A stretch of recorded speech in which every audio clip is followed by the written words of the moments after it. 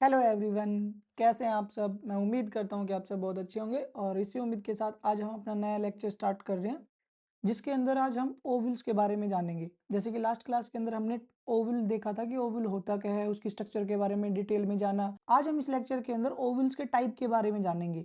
So let get start the topic without wasting any time. तो हम start करते हैं आज अपने topic that is types of Oval के बारे में जानना। Types of ovule.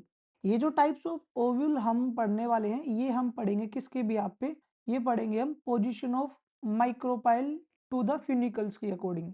So on the basis of on the basis of position of position of micropyle position of micropyle to the funicle to the funiculus. ठीक है, यानी कि जैसा कि हम लास्ट क्लास में देख के आए थे, ये मेरा फ्यूनिक्यूल था और ये मेरा माइक्रोपाइल था। ये जो ओपनिंग्स हैं माइक्रोपाइल वाली और ये जो स्टोक है फ्यूनिकल, इनकी पोजीशन कैसी है उसके भी आप पे आज हम टाइप्स ऑफ ओवल पढ़ेंगे। तो जो मेजर हमारा टाइप्स ऑफ ओवल होता है वो होते हैं 5 टाइप। ठीक है, तो हम पढ़ेंगे majorly 5 types of Oval. 5 types of Oval. इसके अलावा एक स्पेशल टाइप ऑफ ओवल भी होता है जिसको हम सबसे लास्ट में पढ़ेंगे, बट मेन पोजीशन के भी पे हम ये 5 ही टाइप ऑफ ओवल पढ़ते हैं। सबसे पहला जो टाइप होगा बच्चा वो होगा orthotropous ovule. So orthotropous ovule. इस ऑर्थोट्रोपस ओवल को मैं एट्रोपस ओवल भी बोलता हूं। This is also known as atropous ovule. इस ओव्यूल के अंदर क्या होगा बच्चा, इस ओव्यूल के अंदर जो मेरा माइक्रोपाइल है और जो मेरा फ्यूनिकल है वो सेम लाइन में होते हैं। सो माइक्रोपाइल एंड फ्यूनिकुलस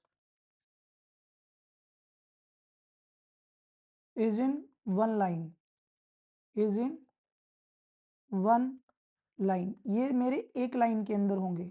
इसके लिए मैं आपको एक इमेज ड्रॉ करके दिखाता हूं। जैसे मान लो ये मेरा फ्यूनिकल है, ठीक है, और ये फ्यूनिकल इस तरीके से ग्रो हो रखा है।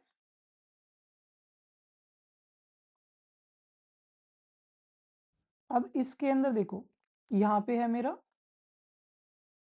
एम्ब्रियो सैक में, ये मेरा फ्यूनिकल है और ये मेरा माइक्रोपाइल है। दोनों एक ही लाइन में है, एक ही प्लेन के अंदर है। तो इस तरह का जो अरेंजमेंट होता है फ्यूनिकल और माइक्रोपाइल का, उसको बोलते हैं हम ऑर्थोट्रोपस या एट्रोपस ओवल। ये जो मेरा ऑर्थोट्रोपस ओवल होता है ये मोस्ट कॉमनली देखा जाता है जिम्नोस्पर्म के अंदर। Most commonly found in gymnosperms. Mostly gymnosperm के अंदर हमें देखने को मिलता है ऑर्थोट्रोपस ओवल। इसके बाद जो हमारा सेकंड टाइप होगा वो होगा anatropous Oval. Second one is anatropous Oval. Anatropous Oval. इस एनाट्रोपस ओवल के अंदर जो मेरा माइक्रोपाइल होता है वो आपका बिल्कुल पास में आ जाता है फ्यूनिकल के। तो micropyle come close to the funicle, come close to the funiculus funiculus due to unilateral growth due to unilateral growth of ovule. Unilateral growth of ovule. जब मेरा ओव्यूल ग्रो कर रहा होता है तो वो इस तरीके से ग्रो करता है कि जो मेरा माइक्रोपाइल है वो फ्यूनिकल के बिल्कुल पास आ जाता है। जैसे कि जो मोस्ट कॉमनली हमने लास्ट क्लास में बनाया था जो ओव्यूल, वो मेरा एनाट्रोपस ओव्यूल ही था। तो इसके अंदर क्या होता है, इसके अंदर जनरली हमारा जो फ्यूनिकल है वो बिल्कुल माइक्रोपाइल के पास में आ जाता है, कि इसमें एक ही तरह की ग्रोथ होती है, एक ही साइड से आपकी ग्रोथ होती है। तो ये इस तरह का होगा।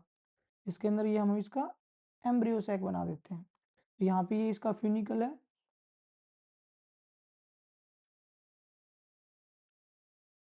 और ये माइक्रोपाइल है। तो दोनों बहुत पास आ चुकी है। तो इस तरह का जो ओव्यूल होगा उसको क्या बोलूंगा मैं, एनाट्रोपस ओव्यूल। ये जो एनाट्रोपस ओव्यूल है बच्चा, वो मोस्ट कॉमनली एंजियोस्पर्म का ओव्यूल है, यानी कि ज्यादातर हमें एंजियोस्पर्म में एनाट्रोपस ओव्यूल ही देखने को मिलता है। So according to Davis, that is in 1966,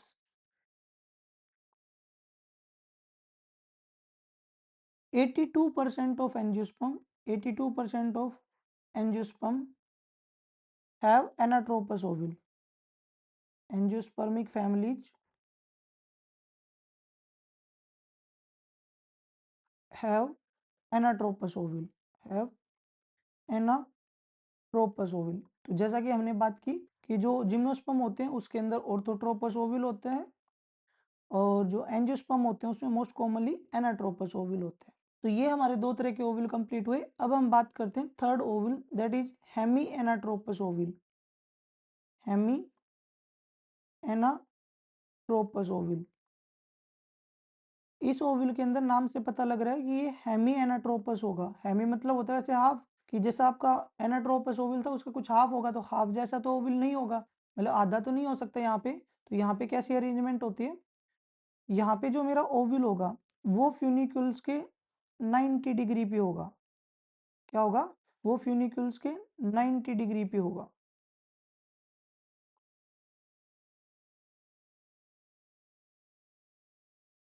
यानी कुछ ऐसा दिखेगा। ठीक है, तो ये मेरा एम्ब्रियोसैक हो गया, ये मेरा फ्यूनिक्यूल है, फ्यूनिक्यूल है, और ये माइक्रोपाइल है, माइक्रोपाइल है। तो इस ओव्यूल के अंदर जो मेरा फ्यूनिकल है वो 90 डिग्री पे है। Funiculus is perpendicular to the nucellus. ये जो न्यूसेलस है उसके परपेंडिकुलर है हेमी एनाट्रोपस ओव्यूल के अंदर। इस हेमी एनाट्रोपस ओव्यूल को मैं सिंपली हेमीट्रोपस ओव्यूल भी बोल सकता हूँ, हेमीट्रोपस ओव्यूल। ठीक है, ये जो ओव्यूल है ये हमें जनरली देखने को मिलता है ऑलमोस्ट 13 फैमिलीज के अंदर अकॉर्डिंग टू डेविस। तो जिसके अंदर प्राइमुलेसी सबसे मोस्ट कॉमन फैमिली है, जिसके अंदर हमें ये हेमियानाट्रोपस ओव्यूल देखने को मिलता है। तो ये हमारा third type of ovule complete हुआ। अब हम बात करते हैं fourth type of ovule, that is campylotropous ovule. Fourth is our campylotropous, campylotropous ovule. Campylotropous ovule के अंदर क्या होगा बच्चा, इस कैम्फाइलोट्रोपस ओव्यूल के अंदर जो मेरा फ्यूनिकल और जो माइक्रोपाइल है वो पास पास तो आएंगे बट इतना ज्यादा पास नहीं आएंगे। यानी कि ये एनाट्रोपस ओव्यूल जैसा ही होता है बट थोड़ा सा इसमें फ्यूनिकल और माइक्रोपाइल में गैप होता है। सो यहाँ पे जो कर्वेचर होगा वो क्या होगा, डिफरेंट होगा। Curvature is less than anatropous ovule. तो ये जनरली हमें एनाट्रोपस जैसा ही दिखेगा, बट इसके अंदर जो आपका कर्वेचर होगा, जो आपका मूवमेंट होगा या ग्रोथ होगा वो कम देखने को मिलेगा, एनाट्रोपस ओव्यूल। अगर मैं इसको आपके लिए ड्रॉ करूं तो ये कैसा दिखाई देगा, ये मान लो मेरा फ्यूनिकल है, इसके अंदर जो मेरा फ्यूनिकल है वो थोड़ा सा दूर मिलेगा हमें, और उतना ज्यादा बेहतर ग्रोथ नहीं दिखाएगा जितना कि एनाट्रोपस ओव्यूल के अंदर दिखाया था। तो यहाँ ये जो कर्वेचर है ये कम कर्वेचर है, और ये मेरा एम्ब्रियोसैक है। ठीक है, this is the funicle and this is the micropyle. ये एनाट्रोपस ओवल जैसा ही है, बट एनाट्रोपस ओवल में फिर से बताता हूँ कि उसके अंदर बहुत पास पास थे, they are very come close to each other, कि माइक्रोपाइल और फिनिकल बहुत पास पास थे, यहाँ थोड़ा सा दूर है वो, यहाँ कर्वेचर उतना ज्यादा नहीं हो पाया। सो ये है मेरा कैम्फाइलोट्रोपस। ये कैम्फाइलोट्रोपस हमें मोस्ट कॉमनली देखने को मिलता है लगभग 5 फैमिलीज के अंदर, जिसके अंदर चिनोपोडेसी मोस्ट कॉमन फैमिली है। Chenopodiaceae is the most common family. ठीक है, ये हो गया हमारा fourth type of ovule, that is campylotropous ovule, जो कि हमें मोस्ट ऑफ द 5 फैमिलीज के अंदर देखने को मिलता है, जिसमें सिनोपोडिएसी सबसे मोस्ट कॉमन फैमिली है। इसके बाद हम लास्ट टाइप ऑफ ओविल की बात करते हैं, that is एम्फिट्रोपस ओविल। एम्फिट्रोपस ओविल।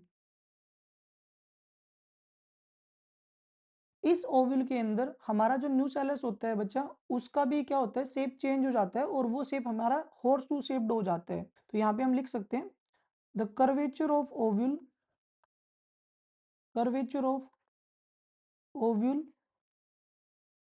changes the shape of, changes the shape of nucellus, the shape of nucellus, nucellus that later formed the horseshoe shape, that later forms the horseshoe shape, later forms horseshoe shaped nucellus। यानी कि जो curvature था Oval का, उसने nucellus की भी form को change कर दिया। और ये हमें कुछ ऐसा दिखेगा, ये मान लो मेरा फ्यूनिकल है, इसके अंदर ये मेरा माइक्रोपाइल हमने बना दिया ओपनिंग को।